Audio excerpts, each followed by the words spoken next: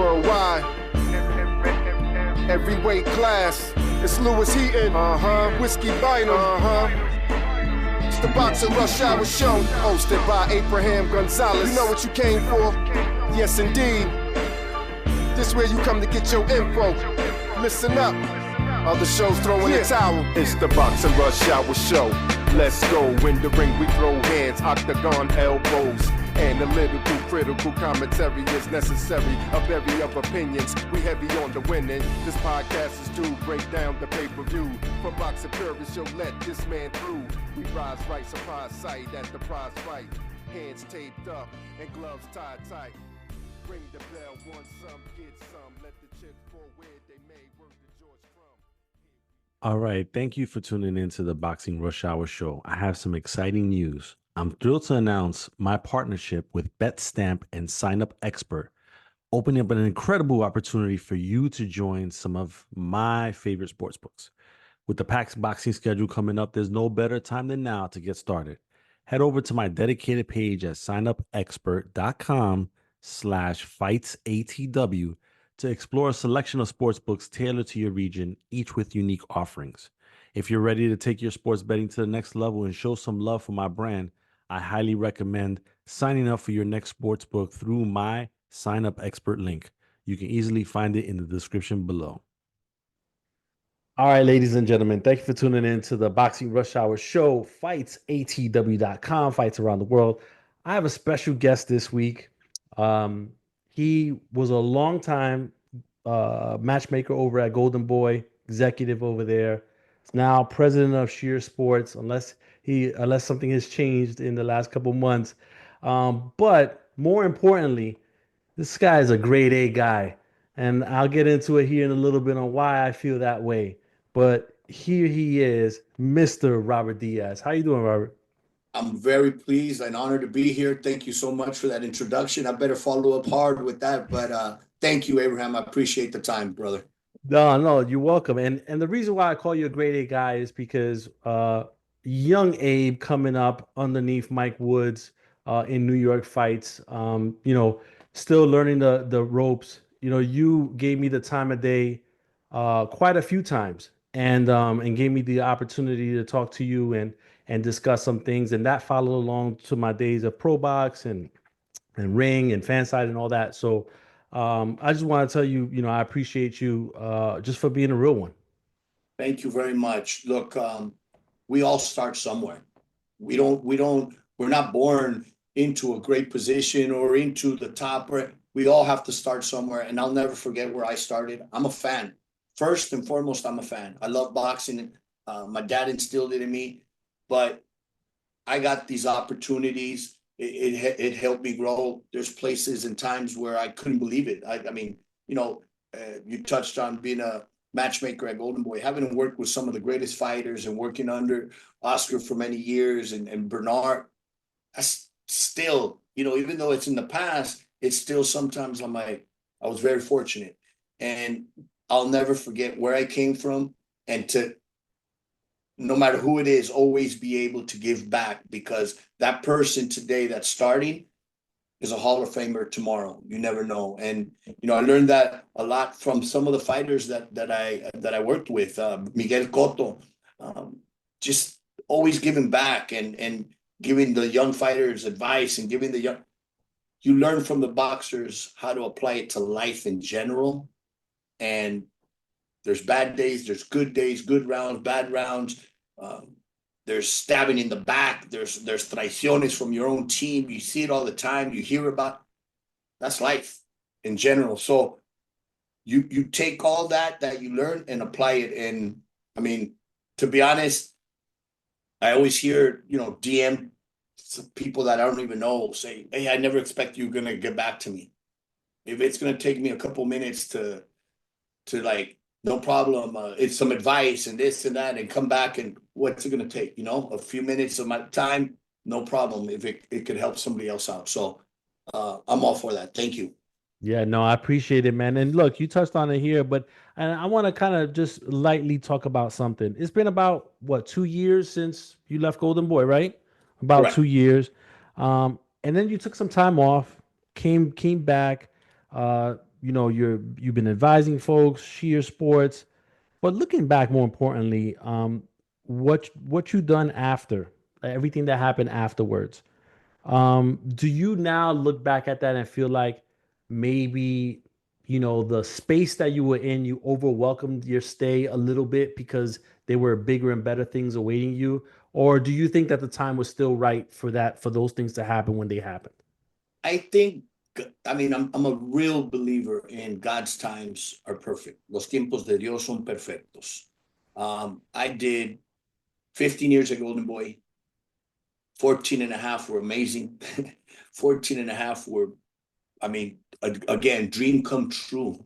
To have worked with the names of Cotto, Hopkins, Hatton, Barrera, Morales, Marquez, Mosley, Wilder, Jacobs, Spence, all those kids that went through, Abner Mares, and I'll never forget Mauricio Herrera, the old throwback type fighter, but you can't change that because that's learning from them, working for them, seeing them grow and become champions. Randy Caballero, Lamont Roach Jr., who I still am with together and working together, teach you, give you the experience to where I am today.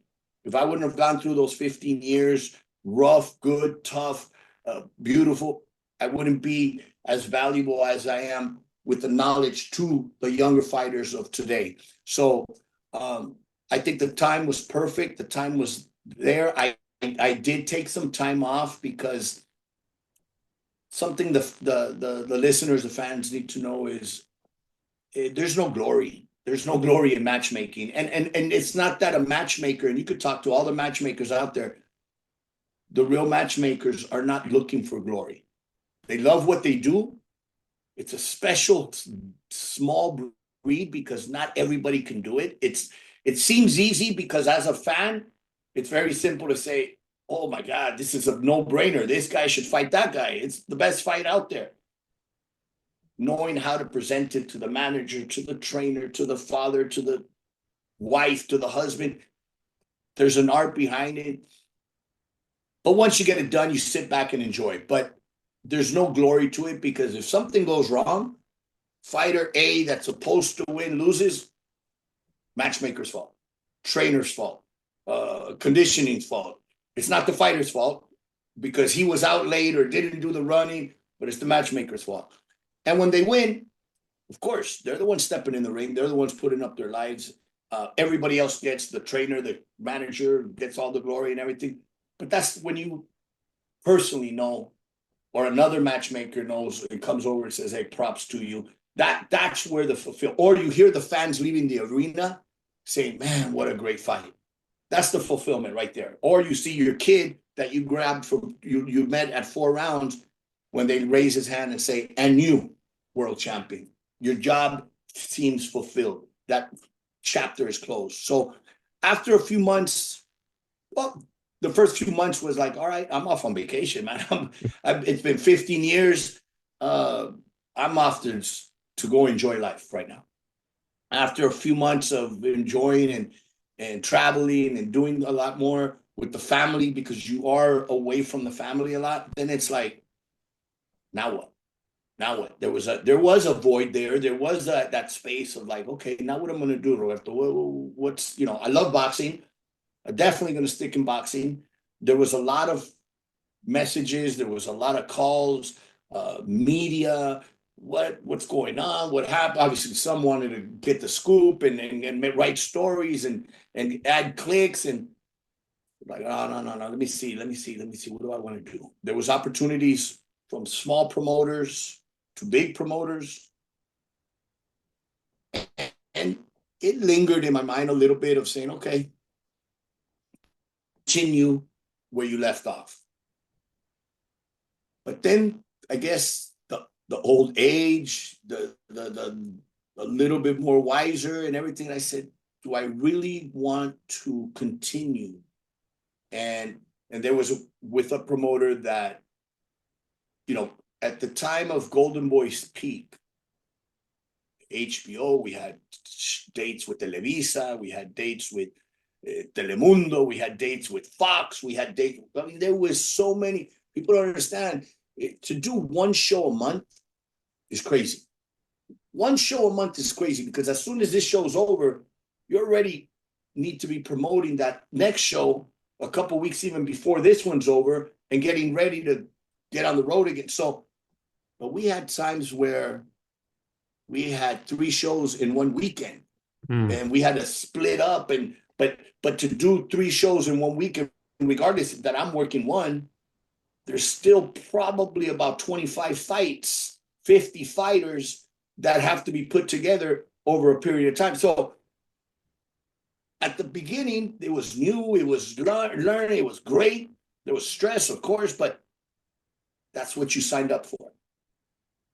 15 years later, getting older, that's when you say, you know what? I want to work smarter, not harder. So I still want to be in boxing. What am I going to do? Do I really want to go into a promotional company that's really busy every weekend, every like 2-3 shows a month? Nah, that's not what I want. And then little by little, I started getting calls from a lot of the fighters that I worked with that had been retired. I want to come back. Some I said, no more. Look, let's go into training, go here, go there. But then there was some, all right, show me. And, you know, a couple that stand out and was Jorge Linares. I had worked with him for many years. I mean, we traveled all over the world and had a great run, but he was coming off 3 losses in a row. He had lost to Haney, and then on his own, after his release from Golden Boy, he went to Russia twice and lost. I'm very close to him to this day. And I was like, no, Jorge, it's over, man. 3 losses in a row. 1 was a stoppage. You know, it's one thing to lose to Devin Haney. I said, a young, very talented. He was a champion at the time. And I said, but it's another thing to go to Russia and lose. And I'm not taking away from them. They may become tomorrow champions, but they were like unknown in the small stage. And regardless of what the financials were, once the money's gone, that sticks to you. So it was like, ya estuvo. And he said, no, I want to give it one more time. And I said, well, show me, train. And when I say that, I've said it to the other 2, you say it with the hope that after a couple months of training, they come back and say, you know what, it's not there anymore. And then it's like, okay. Mm-hmm. But I started seeing the old Jorge again, motivated and training. And this kid, you see him anytime, even today, you see him work. And it's beauty watching him in the gym, hitting the pads, hitting the, you know, sparring. And we went to fight Catrell. We went to fight Catrell in Liverpool and came up short. But it was like, okay, you went out how you wanted to go out. In a big event, top fighter. Now we call it a day. And he did. Ronnie Rios calls me. Pablo Cesar Cano calls me. So I started getting calls. Share Sports a few months later calls me and says, hey, what do you think? And I said, you know what? I think that's the direction I want to be in. I've always, even at Golden Boy matchmaking, you have a one-on-one relationship and bond with the fighters because you're the one matching them. You have to see what their strengths, what their weaknesses. I always had a good relationship from the Danny Garcias to the Wilders to the Jacobs, to this day, Jacobs. When I see them, I hug them, and there's just so much love for them. So the bond is always, yes, I love boxing, but why do I love boxing? Because of these athletes. So it only makes sense that, you know what? You know the promotional side very well now. Now you can bring it to this side and the managing side. And don't be the manager that you despise when you were on the promotional side. You know, quiero más. No. Be the one that works for your fighter, but works with the promoter, meet halfway, everybody's happy, and let's try to create champions. So it was a no-brainer. I had met the people at Share Sports, Ken Shear, the owner, Lyle Green, who I had more of the relationship during the matching of many fighters that were under the Golden Boy banner that were managed by them. And they always fought for their fighters, were always good for their fighters, and real good people that financially don't live off boxing. So when they gave me that opportunity and said, look, you know boxing and you know talent. Let's work together. And I said, great, great. And with that on the side, on top, it's like they gave me the freedom to say, look, there's certain fighters that are not looking for management. Lamont Roach is self-managed, managed by his father, doing a great job. Look where we're at.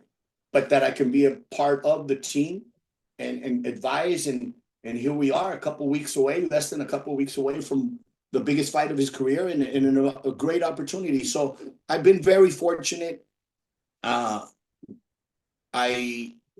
with the older age, it's the work smarter, not harder. It's given me the opportunity to work on my pace at on my time. Basically, now I go to a lot of the fights, go to the conventions. I tell my wife, let's go to the convention. We went to Puerto Rico, Hamburg, and Orlando last year to 3 of the 4 conventions, and we made them vacations. So I'm happy, I'm enjoying, and I'm hoping to have those big nights. And look, like anything in boxing, it's a sport of you win some, you lose some. And just because of the experience, I know that. And you're going to win some, you're going to lose some. In a couple of weeks, we'll win some. And then in a couple, after that, we may lose some. But you take some, it's part of the game. And just to be able to give these fighters the most you can financially and explain to them that try to take care of your money, try to invest, try not to spoil, spend it in one, and have the relationship even after retirement. To me, it's not okay, on to the next. To me, it's a bond, it's a relationship, and I'm always here in case you need to talk. No, I appreciate that, man. That's some real talk. And in keeping in that, during that time that you were away, and even when you got started again, what did you learn about yourself? Because you had a moment to, I'm sure, to do some reflection, just personally. Like, what did you learn about yourself during that time away, where you were able to spend it with your family and really kind of like hone in on what you want to do for the next 10, 15 years? Thank you. Thank you. That's an amazing, great question. I appreciate that one because you always have a vision of where you want to go and where you're doing it and what you're doing it for. And during the 15 years, I was living, breathing, sleeping. Everything was my job. And nothing wrong with that, but don't neglect, and I learned this, don't neglect what's most important: health, family. I think that's really important. Job's always going to be there, regardless of where it is. If it's not here, it's there, it's there. But don't neglect what's most important. And I think I appreciate that a little more now. And it also takes sometimes a big wake up. I've had in the past some battles. At a very young age, I had a major car accident in Tijuana where I ran off the road 60 feet into the air. No, not one of those tales, but reality. Broke both my legs. Didn't think I was never in danger of losing my life. When they found me, just broken apart. Didn't think I was going to walk again. Obviously, I walk. Years later, a battle with cancer. Didn't think I was going to make it.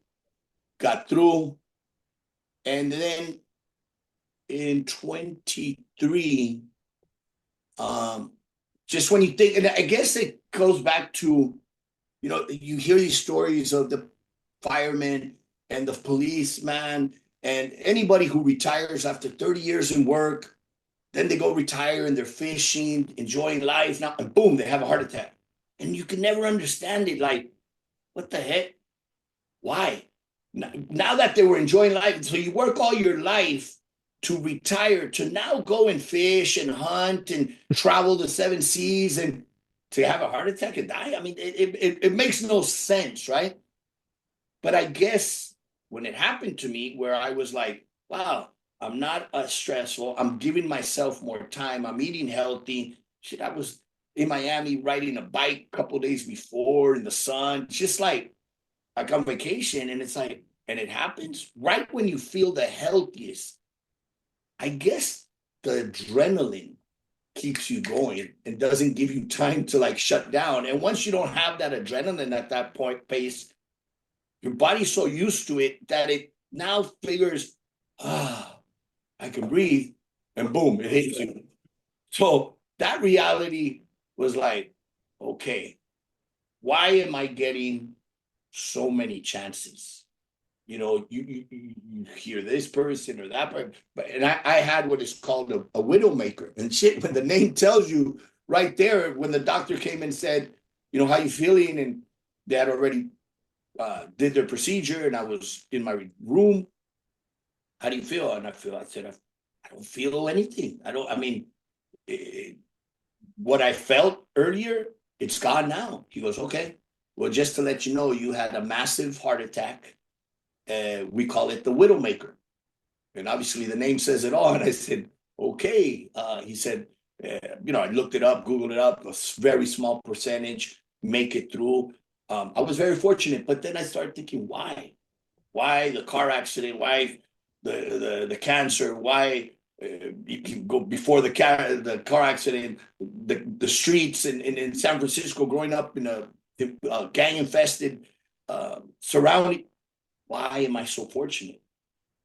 So I said, okay, my time's not over yet, and now it's a time to, not for me. It's something that, again, first my family, and then got to give back. And I'm very, very grateful for that opportunity to say, all right, this is, yes, I live from boxing, I work from it, and this and that, but it's really a motivation to say, I want to give back. I want to see these young men fulfill their dreams. I want to see them become champions. I want to see them become somebody as a role model. And that's something that I tell them, use this tool.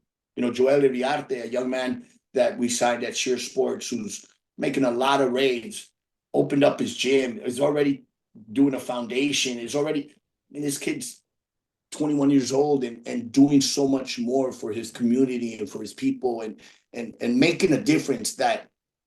That's when you sit back and say, yes, this is the way to do it. Not just the fame and glory for personal, but also to give back. So it's fulfilling. It's fulfilling. And that is really something that I want to continue doing and always have.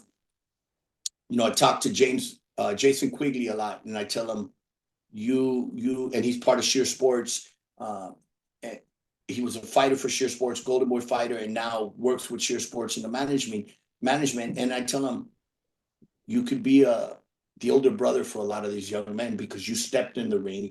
You know what it is to cut weight. You know what it is to fall and get up, and you have a bond with them. And he has that personality where, because of his experience, he could lead the way for many young fighters. So I'm very happy where I'm at right now. It's been different, but the same, because I'm still involved in the sport that I love, and now in a different facet of more one-on-one with them.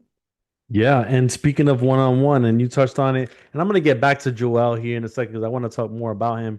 Um, you know, you're working with WBA super featherweight champion who's moving up to lightweight, Lamont Roach. He's fighting March 1st at the Barclays Center.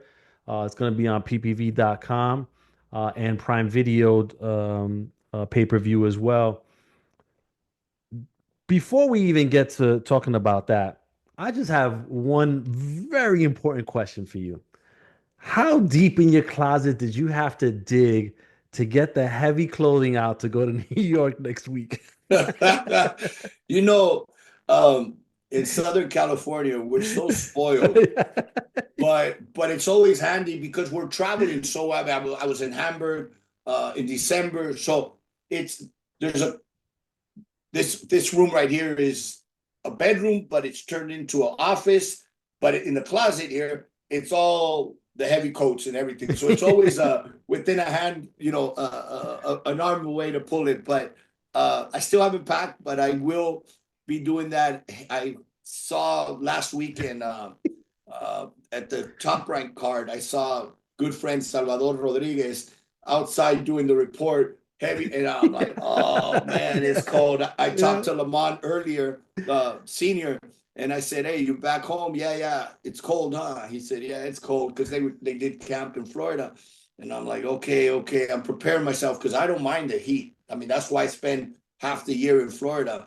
I love the heat. I love the humidity. I hate the cold, but I'll be all covered up next week, but I'm looking forward to it, man. I'm looking forward to it. It has, look, I know a lot of people are killing on it and being negative on it, but look, boxing is about opportunities. Boxing is, that's what's the beauty of boxing. Expect the unexpected, and as long as you believe.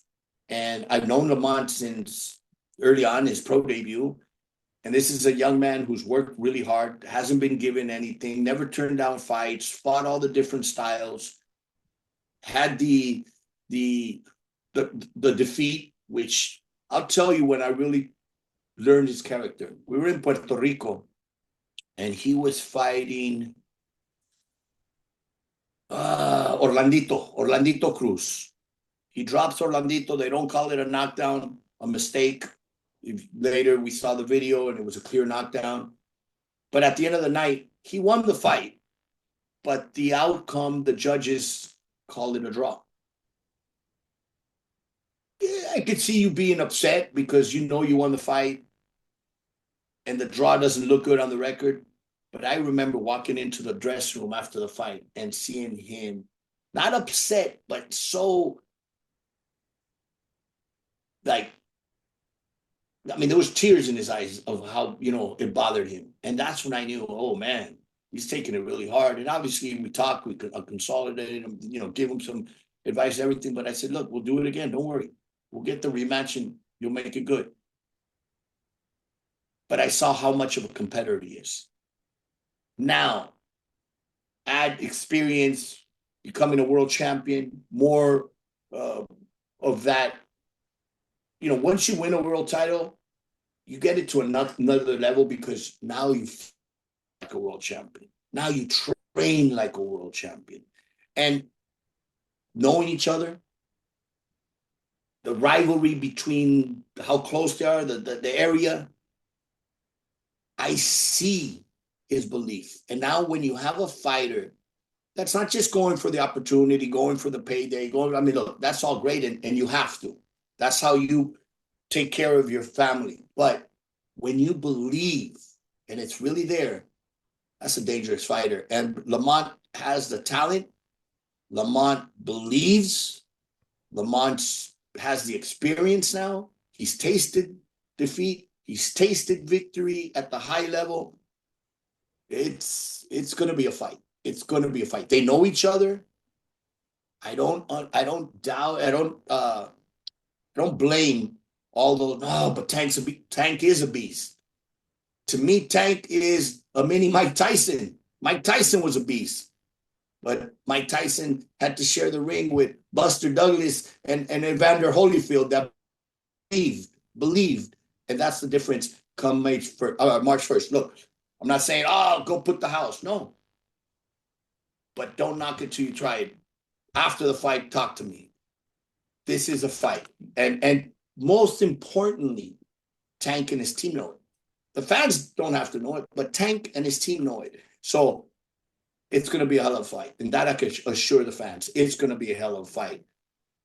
Yeah, and listen, I think that it is, it plays into your specialty, right? Styles make fights, right? And so, I'm kind of curious on the beginning of it. Like, how did the fight get made? Was it something that Lamont pushed, or was it brought to him, and then you guys discussed it, and then he got motivated once he knew that was going to happen? Like, how did it all go down? Well, Lamont won the world title against a PBC fighter on a PBC card, Luis Garcia. Luis de Cubas and I and Lamont's father put that fight. It was a mandatory. Garcia had gone up. Hector. I'm sorry, Hector. Yeah. I said Luis. Hector Garcia had gone up and fought Tank. Very similar after the fight. Luis and team came in and you know, congratulated Lamont and everybody. And then he mentioned to me, hey, let's talk. Let's talk. Look, there's some other opportunities and maybe there's a possibility even a Tank fight. And I said, okay, let's talk. We'll be in touch. Obviously, it was really important for Lamont to do a homecoming, to go back home. He hadn't fought at home in years. Before being a world champion, fought maybe once or twice. But he wanted to go back and give it to his fans and say, I brought the title back home. Did his first defense. Communication from many different promoters, but they all wanted to take that title. They all wanted in the first fight, you know, the homecoming sounds good and all, but let's do a unification or let's do this. And wasn't shying away, but he was willing to sacrifice money to take something back home and say thank you to my fans. He's always had a good following. I mean, he fought in Puerto Rico, he fought in Cancun, he fought in New York, he's fought a couple times, and there's a lot of people that go to his fights. So it was important to him. So after the first defense, then they was notified that we had a mandatory with a kid from Russia. Then comes the call from Luis de Cubas again and says, hey, would you guys be interested in a Tank fight? So Lamont had both. And you know, a lot of people, it must be a money thing. It must be Of course, money is important. But the money, what people don't know out there, the monies were very similar. But it was a no-brainer. He said, I want Tank, man. Nobody knows. And no disrespect, he's a hell of a fighter. The Russian champion, he's an interim world champion. But everybody knows Tank. Plus, hey, there's history. Let's go. Let's repeat history. Let's go run it back. So it made more sense. Now, a lot of people saying, oh, you got another little guy coming up. Let's not forget that for the Martin fight, Tank weighed 133. He was two pounds under. He's not a big guy. Lamont's fought is higher than 135. So, in fact, it didn't surprise me, but at the first press conference, Lamont was the bigger guy, physically the bigger guy, and not heavy, bigger. I mean, body structure, he's the bigger guy. So I really believe, look, it's 5 pounds difference. Those are going to be 5 pounds that his body is going to say, oh, man, welcome. You know, bienvenido. So sometimes the body is going to, you know, who's to say? Maybe he stays at 135, especially after becoming NU. Okay. All right. And I know that you've visited him in training camp or have seen him or spoken to him. Have you noticed anything different about him? Maybe just his aura or his approach, or just anything different about him? He knows what it means. He knows how it could change his life. I see, obviously, a more mature from years ago when I met him, but I see a man on a mission. I really do. I'm not part of the promotion. You know, I'm not trying to promote this and go buy it, this and no. I see a man on a mission. And again, it goes back to he believes. And, you know, in Mexico, the world champions or the top fighters can go out and lose to their opponent. Manny Pacquiao beat Eric Morales. Manny Pacquiao beat Barrera. Manny Pacquiao beat Marquez. But when they fight each other, okay, I can't be second place in Mexico, not here. So that's what brings out that extra fire because, yeah, he can beat Eric and Manny had a great relationship. Barrera and Manny have a great relationship. But to this day, Eric and Barrera don't have that great relationship. So I see that here as well. You know, after the fight, the hugs and this and respect. But both of them want to be that guy at the end of the day. So when you add the belief, the talent, and then there's a pride, I see a mature, hungry, young reaper.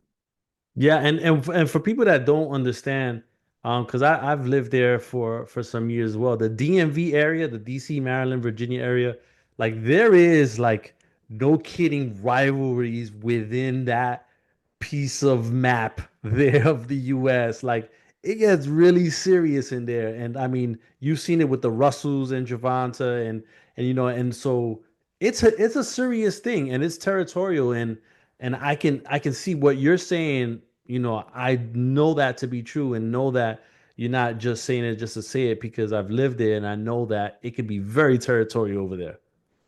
Plus, this is a kid that's seen all of the styles, so it's very different going into a fight where it's too soon, it's not the right time. It's the right time. Yeah. Again, God's times are perfect. This is the right time. He's mature. He's hungry. He's never really made that the kind of purses and money that can come from a win from here, and where it can take him and his family. So I'm excited. I'm happy for him. He deserves it, and I believe that regardless of the outcome, we're going to have a hell of a fight because it's a real fight. It's a real fight. Yeah, and I was going to ask you that, and you just mentioned it on March 1st. What do we expect? And you're saying it's a real fight. Lamont's coming in there. He's coming for it all, and people should watch that just for that, really. Absolutely. See, in any other sport, if you follow your team, you're not going to say 49ers today. I'm not going to tune in because they're playing the Rams and the Rams are 1-10. That's probably more reason to watch them because today we're going to break some records and get some. In boxing is the only sport where we're never happy. The fans are never happy, or they're always killing it before. I remember they would write and, man, this fight's horrible. With all due, say it after the fight, because if it is, then I'll eat it up. Of course, I'll take all tírame the tomatoes, because I deserve it. But don't kill it before you try it. Don't knock it before you try it because you never know. You never know. And some of these fights turn out to be barn burners. And I really believe the intensity that night is going to be because you're going to have Detroit, you're going to have Baltimore and DC in the house. And it's going to be electrifying. You're going to feel it. You're going to know when you walk in, like, okay, security be on high alert because this is a real fight. Oh yeah, they will be burning up that 95 North and going up to New York for that. Trust me. All right, so listen, ladies and gentlemen, you're listening in, you're watching this on YouTube, March 1st, pay-per-view, Javante Davis versus Lamont Rhodes Jr. Check it out. Robert Diaz is telling you it's gonna be one to watch. So we'll definitely take your word for it. I want to just move on real quick to some of the other things that you got going on, and I want to mention Joel Irirate. He's 21, welterweight division. He's 6-0, 6 KOs. He just won this past weekend. What was it initially that caught your eye about him that led to you guys signing him over a Sheer? First, his credentials. His credentials speak for themselves. I mean, this is a young man that won 17 nationals, over 200 amateur fights. His work rate, I saw him spar, and it's like he was sparring a professional. I mean, a solid professional, one of the top guys right now in the division. That's coming up on a very big fight without naming his name because I don't like to compare the sparrings and everything. But this is before he goes pro, and it wasn't a sparring session. It was a 6-round fight, and I have tremendous respect for the young man that he was sparring. But Joel, I mean, if you would be watching and didn't ask who's the pro and who's the amateur or who's the pro debut, you would think Joel was the pro. So that obviously made you a believer, and then you get to meet the person and hear his reasons and because I've been on the promotional side, you hear so many why you want to be, I want the fancy cars and I want the jewelry and I want, okay, yeah, you deserve it after, when you get there, but he's very, I mean, I remember seeing I think we were on a video call one day and he says, you remember when I said I live in the gym? I said, yeah. He goes, well, let me show you what I meant. I literally live in the gym. So he opens the door to his room, and the next room is the gym. I mean, I never seen that before. It's the gym was built in a big room next to his bedroom. So it was like, whoa. So he says, that's why I live in the gym, man. And it's like, okay. And then only 6 fights in the game and already opened up his own gym, already given back to the community, charity. So it's like, wow, it makes you very proud to just be a little bit part of that process, because you see when you give back this early, it's only, I mean, reality that you're going to get it back tenfold. So I really believe this young man has, you hear it all the time, and it's sort of like somewhat takes away from the real meaning of it. Oh, he's a multiple world champion. That's a lot of weight to carry, because just become a world champion is hard enough. Maybe easier now than it was years ago. But to say I have the next guy who's a multiple world champion. Let's remember back in the era of the great Wilfredo Gomez, Alexis Arguello, even Chavez, to win 3 world titles in different divisions was the max. So now to say, no knock on Rolly. Rolly's won 2 divisions already, So to say now, a lot of managers you hear or trainers, oh, this guy's a multiple world champion. But in the case of Riarte, the way he works, the talent he has, he goes out there, he throws a lot of punches, not looking just for the knockout, but he's getting the knockout because he throws in the right combinations, his body up, head, but a variety of punches. He swarms you, and just to show you, look, he's ready for 8 rounds. Recently, he was offered for this particular fight an opponent that was 12-0, very risky at this point in his career. He was 5-0 against a 12-0, but we took it. As a team, we talked, and it's like, okay, let's go, but let's make it an 8-rounder. Then the 12-0 wasn't available or turned it down after, but he only fought the last opponent because that was the only thing that was presented at the time with the short notice, and it was either that or don't fight. But in order for him to grow, we understand that he has to go into that next chapter, which is the 8-rounders, get those type of opponents that are not just there to show up, but there to progress him, there to teach him, there to show his quality, because the better the opponent's going to be, because he is a solid fighter, the better he's going to show his versatility. So we want those types of opponents, the 13-3 or 10-2, or those type of guys that are also coming to fight. So I think that's next what we're going to see in this young man, and that's what's going to take him to that next level. Yeah, definitely. And I was going to ask you that because I was like, man, that level of opponent he faced on Saturday, I think he's already like past that already. Like 100%. he needs to get to the next level. And when do you think we'll see him back in the ring, or when would you want him to get back there? If you remember when he fought his pro debut, he was back in the ring like a week later. So knowing Joel, he's back in the gym already, getting ready. But I think his next date will probably be around early April. Early April. Okay. All right. And then what about some of the other fighters that you're working with? If you want to just let people know some of the other guys they should be looking out for.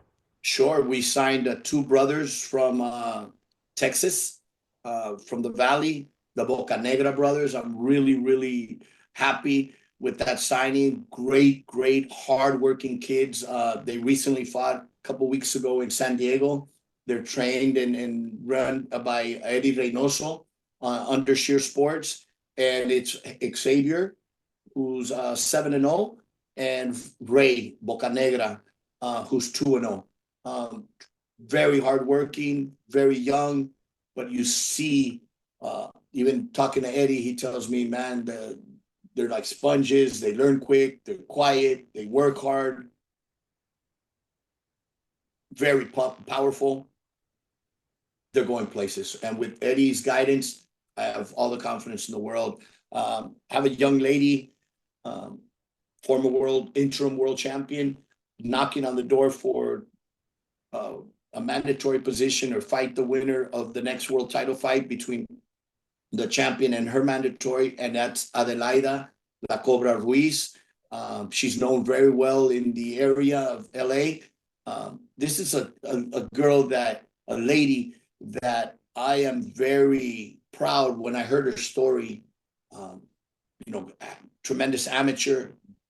We basically hangs the gloves up as she is pregnant to deliver her first child, and then comes the second and then third child, and then raises them. So she's gone from boxing for about 10 years, I believe. Mm-hmm. And once the kids were old enough to, go to school on their own and come back and take care of each other, and she decides, you know what, give it another run. And she becomes a world champion. So that just shows, man, what women and how hard and how tough women can be. Not only can they birth a child, but can give it up like George Foreman did for many years, and then come back hard and win a world title. So I'm a big fan of Adelaida. She could fight as well. And I can't wait to see her back in the ring. Raquel Miller, she's the mandatory to Franchon de Cruz, a world champion, undisputed world champion. Unified world champion that I go back with, who I'm a big fan of. But now we have to work out and hopefully get this fight done soon. And a couple girls from Mexico, Jessica Neri Plata asked me for help, Guadalupe Bautista, Kenya Enriquez. So these are all former, current, or knocking on the door to the mandatory. So I've been getting a lot of calls, and it's like, it makes me proud, man, because it's like they're reaching out to me and saying, can you give me some help? Can you advise me? Can this and that? And I'm like, yeah. I got a young man out of El Estado de Mexico. He came up right before William Cepeda starts in the amateurs. He had started like a few months before. Then they came up together. He stayed amateur. Very rare in Mexico do you hear this, but 14-time national champion, over 250 amateur fights, and he's a super middleweight. So William Cepeda's dad calls me and says, hey, would you be interested in working with this young man? I've known him since he's a young man, a little kid, and he came up with William. Obviously, I had known William. I had signed William. I see his work ethic. And I said, is he like William? He goes, yeah, except he's a bigger weight class. Oh, what weight class? Super middleweight. I said, let's go. So he's 3-0. He did his third fight. He did 2 fights last year. He debuted, and then 1 fight in January. His third fight was an 8-rounder. We're going to move fast track because he has the experience, because of his age and his experience. He was just in camp with Benavides, and he was in camp before that with Munguia. And then also from Brooklyn, Junior Yonan. He asked me for advice. Can I help add it to the team and help him and his father? And I said, yeah, let's go. And he's had 3 or 4 fights in the last about a little over a year. He's now number 10 in the world in the super middleweight division, and he has a WBA title. So obviously he's moving up and very close to getting that break, getting into those big fights. And look, he has the amateur pedigree as well as he's 21-0 with a draw. So things are moving in the right direction for him, and I'm hoping that within the next 12 months he's knocking on that door. Why not? Look, hey, Berlanga, you need a dance partner? We're a better place in than New York. Yeah, hey, you heard it here first. And listen, one thing that I do appreciate, from you is that, even it doesn't matter who the fighter is, if you're with them, you're with them. And I definitely appreciate that because I had seen you. There was a guy, I can't remember his name. He was fighting Callum Walsh, and we were at the Wild Card Gym doing a media day. And you was right there. You was there with him. You were, helping out how you could, trying to get him the best situation with the pictures and everything else. So, I definitely respect that because, there's some folks that they make it to a certain place and they get on their high horse and they feel like they're too good for that. I'll tell you because that's a young man in boxing, but on that extra time in because he started boxing late. It's Carlos Ortiz. Yeah, there you go. He's Masa's older brother. He started boxing late, but he's been a kid that worked really hard to get in shape. He's about 35 years old, 36 years old, didn't have an amateur background. I think he had like 3 amateur fights. Um, but he works hard. And then every once in a while, he'll call me and like, hey, give me a big fight. And I put him in against Blair Cobbs. I put him in against Alexis Rocha. I put him in as, I think he might have even fought Virgil, or Massa fought Virgil. So he's been in tough fights. It's never been easy when he crosses the border. And he called me, hey, I want to give it another good fight. Give me a fight. So obviously Callum's coming up. He's doing a hell of a thing. I mean, he knocking people out. So I'm like, okay, what do you think of this fight? Yeah, let's do it. It's an opportunity. Okay, the title. I was there with him for media day. I didn't make it to the fight. This is going to be his first. The fight was. It was an MSG, I believe it was. It was out here in Oh, California. the Chumash, Chumas Casino. Casino. So it's about 2 hour, I guess 3 hour drive, and it was a Friday. And Wednesday, I'm working out. I've been doing 5 miles in the morning. At night, I was doing my weights. I remember getting in the sauna, and after I came out, I said to myself, "It's crazy, Abraham," because I said to myself, "Damn, I haven't felt this good in years." I had been eating healthy. I had been relaxed. I had my wife was in Florida. I was here.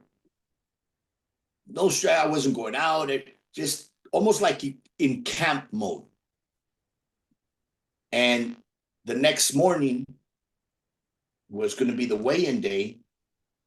And I wake up early. I'm not going to the weigh-in because I'm just going to go on fight night to the fight. But I had an early wake up. I had a lot of things to do. And I wake up normal. I woke up at 6 in the morning of the day. And as I'm brushing my teeth, toothbrush falls.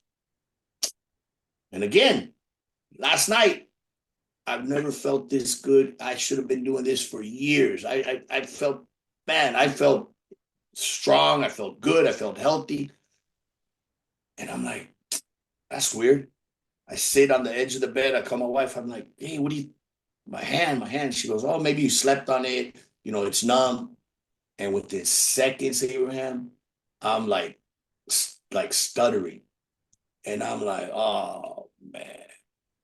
And she goes, what's wrong? I said, man, I think I'm having a stroke. I had never had it, but it's like, that's what I'm thinking it is. My hand, my speak. So I'm like, I'm out of here. I hang up, I jump in the car and I drive.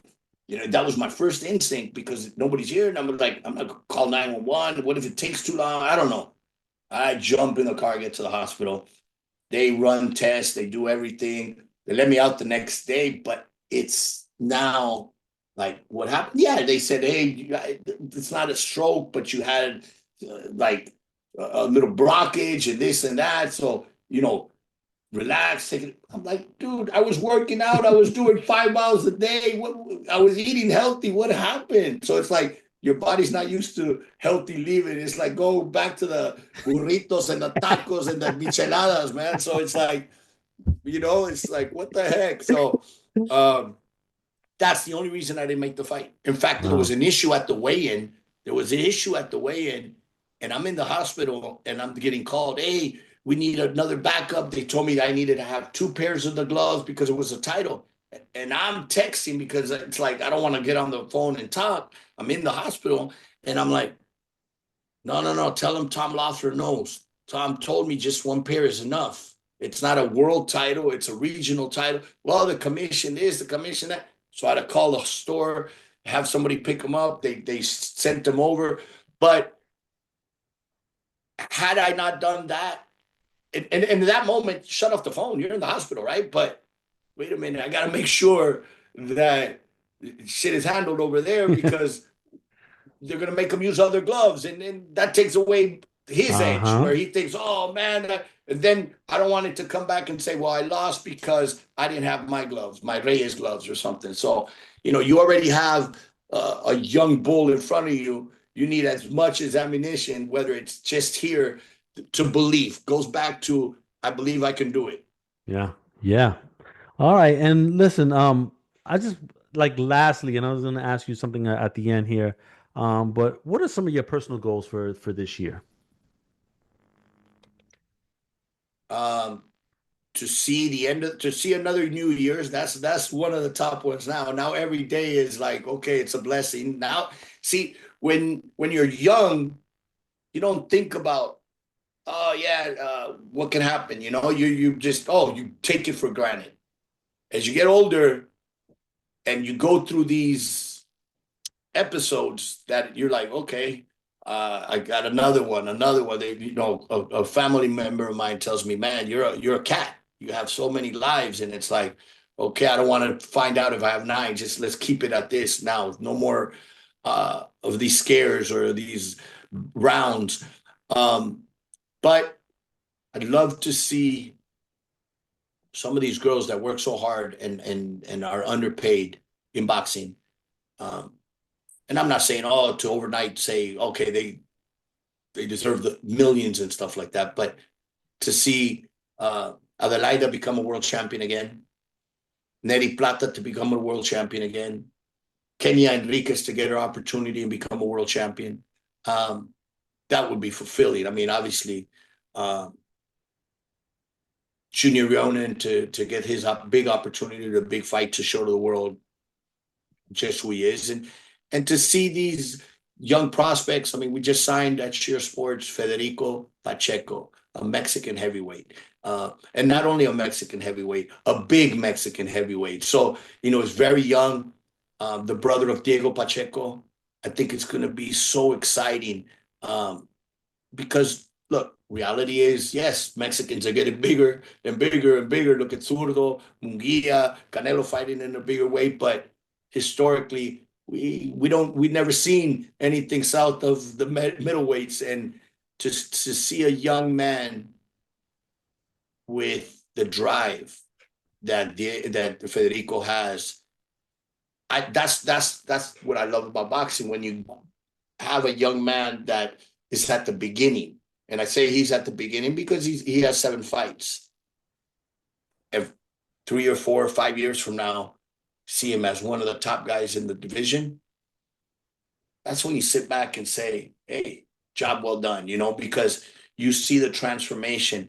And I've seen it so many times I've always said in previous interviews, podcasts, that one of the most fulfilling is seeing father and son embrace when they say, and you, because it's not one dream, it's 2 dreams come true, but it's not something that happened in a camp.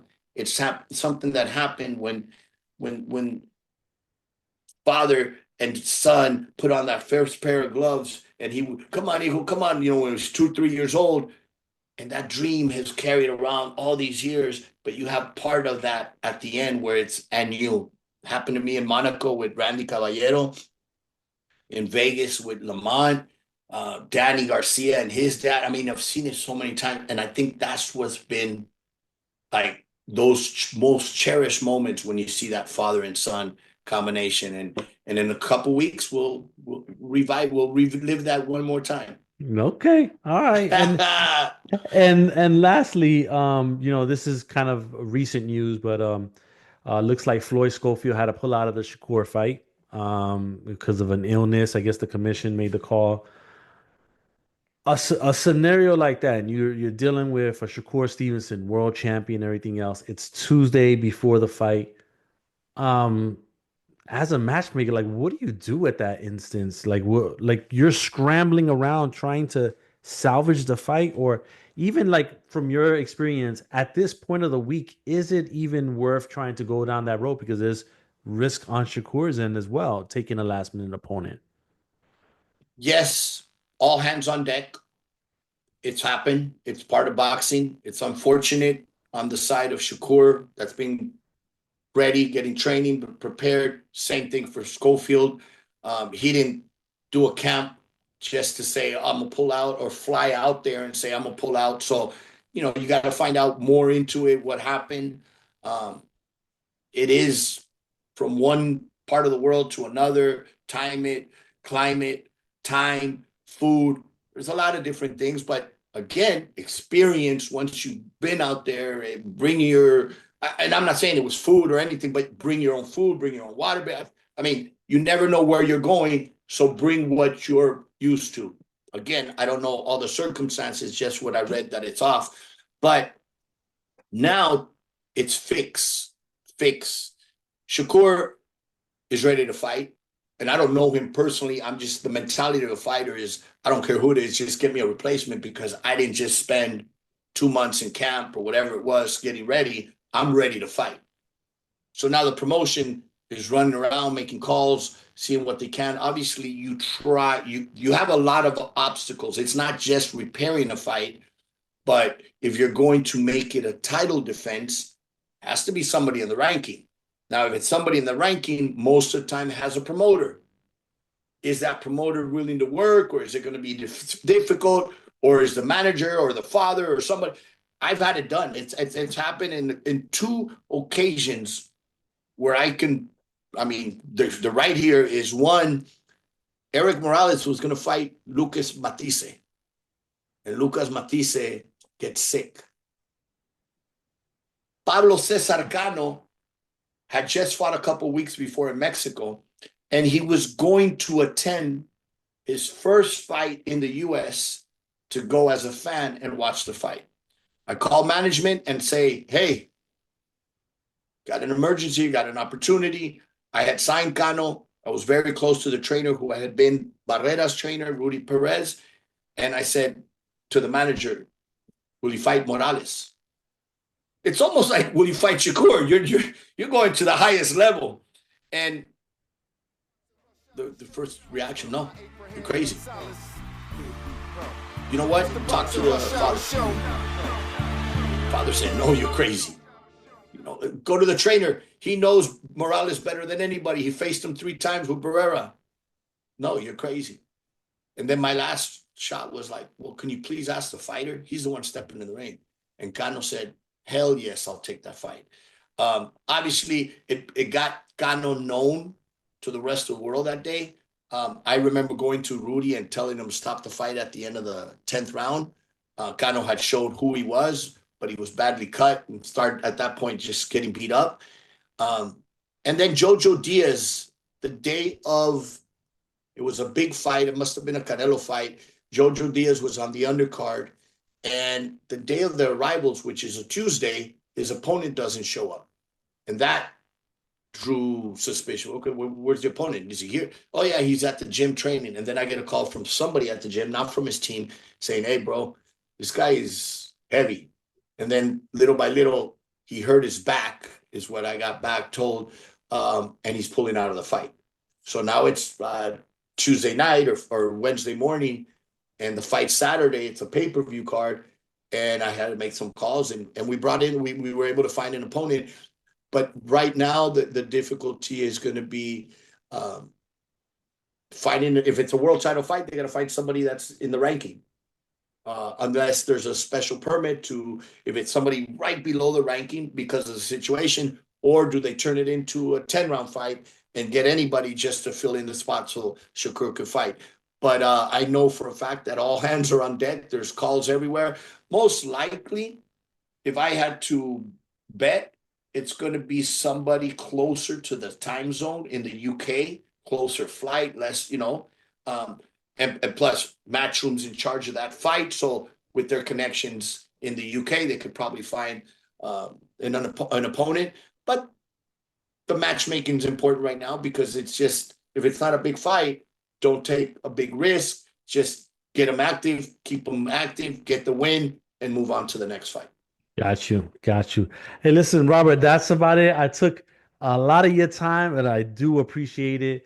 Thank you so much. I'm going to wish you the best of luck with not only Lamont, but with everyone else that you're working with for the rest of the year and beyond. Again, thank you and for your time. And I guess I'll see you soon, whether at a gym or at a fight or something. Look forward to Abraham. Thank you so much for the opportunity. And remember, you deserve a michelada, so enjoy it. Thank you, Robert. I appreciate it.